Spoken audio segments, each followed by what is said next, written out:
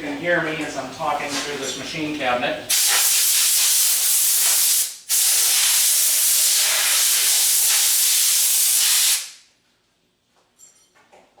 But what I'm doing right now is putting clamping screws in a competitor's mold. There's nothing wrong with not putting clamping screws in them if you know the customer is going to use bar clamps or a vise or some other type of clamping mechanism.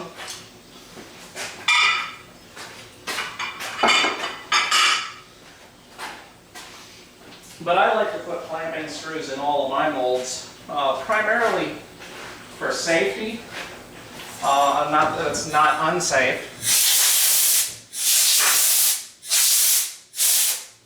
Not that it's not unsafe to use other types of clamps, but simply because people sometimes get in a hurry and they do stupid things. And if there's all those holes on there for all those clamping screws, they're more likely to remember that they probably should clamp it up about as many times as I put spaces for clamping screws on there.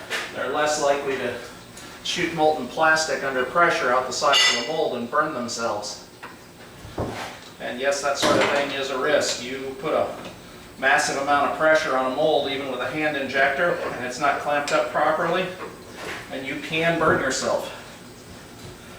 This customer actually uses some speed screws that I make and uses it under a machine, and it's more convenient to use the screws for him than it is to use big old bar clamps or C-clamps or welding clamps or something like that. So, and he asked me if I minded putting clamping screws in a competitor's mold, and I'm like, yeah, not really. It doesn't bother me as long as you pay me for it. You know. And actually, this competitor makes a pretty nice looking mold. He even does a couple of things to make them look prettier that I don't do on mine. And so, you know, don't be afraid to buy a mold from whoever has the mold you want. Let's get this started. It thinks that tool is the one in the machine, so I might as well start with that tool in the machine. Reduces the likelihood of a crash. Say for instance, if it was a short tool and I put a long tool in, things might go bad. Now here we're just going to spot drill all of the screw holes so that when the drill bits hit them, they start in the right location. They start straight, because as you may or may not know, drill bits can walk off of where you start them if you don't have a good starting point for them.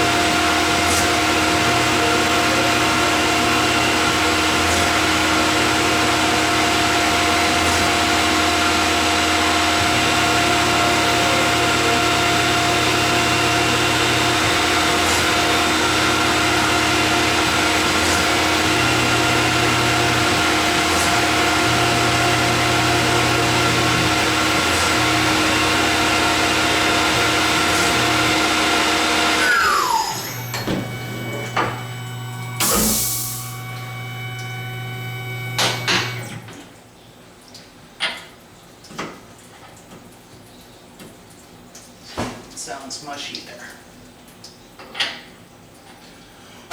Ah, there's a chip on it. There we go. Now we're going to drill the clearance holes for the side that the screws go through. You know, the side that the screws just fall through.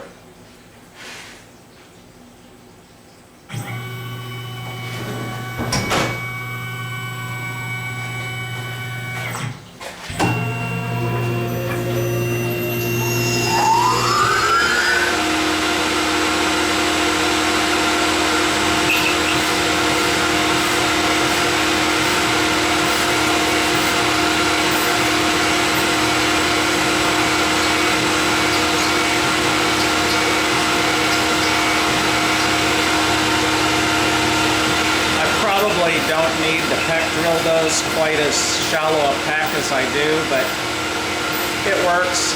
I'm doing this kind of, well, it's my shop, so nothing's on the side, but I'm doing this kind of on the side, so it doesn't matter if it takes a little bit longer. The whole job only takes, I don't know, 10 minutes anyway. Of course, I spent 45 minutes setting it up.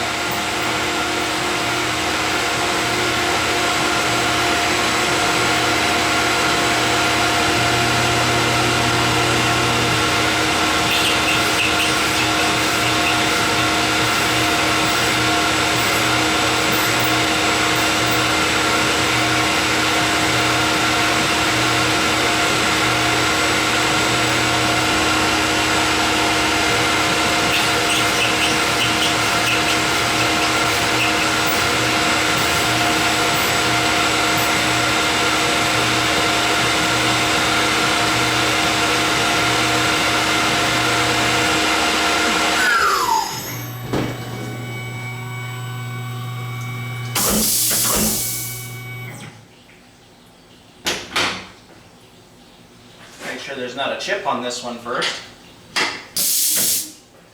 Alright, now we're going to drill number 21 drill holes for the holes that we're going to thread, that we're going to tap.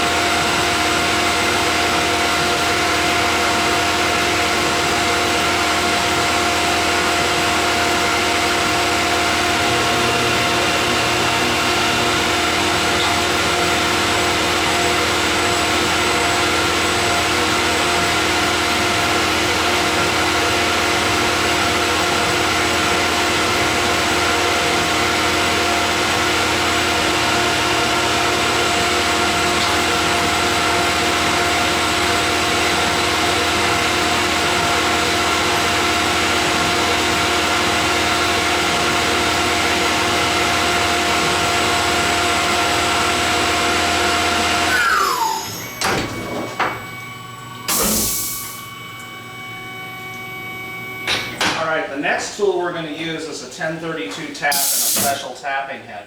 This is a homemade one, so it's kind of sloppy. And I actually made it sloppy on purpose because I didn't really know what I was doing when I made this one.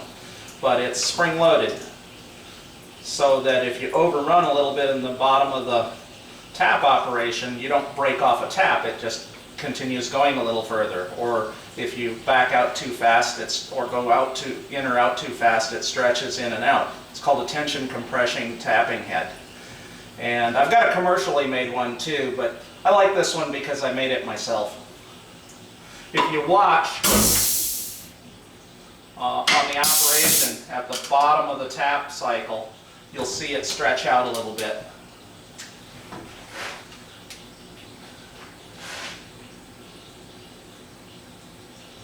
Whenever I run a substantially different length tool, I have to readjust my my coolant nozzles. So here we go.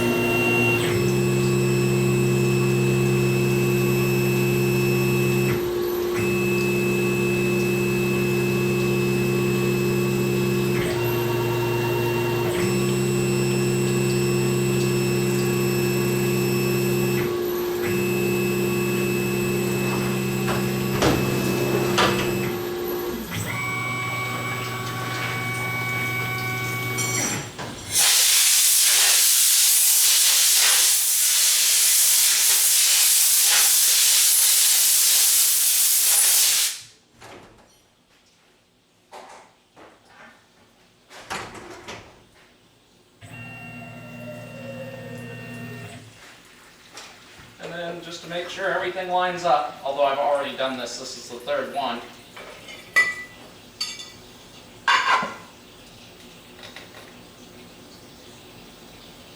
There we go.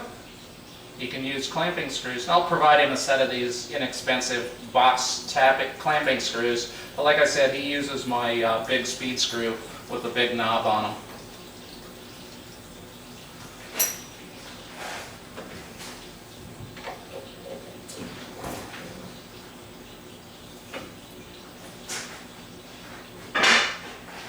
That's it, guys.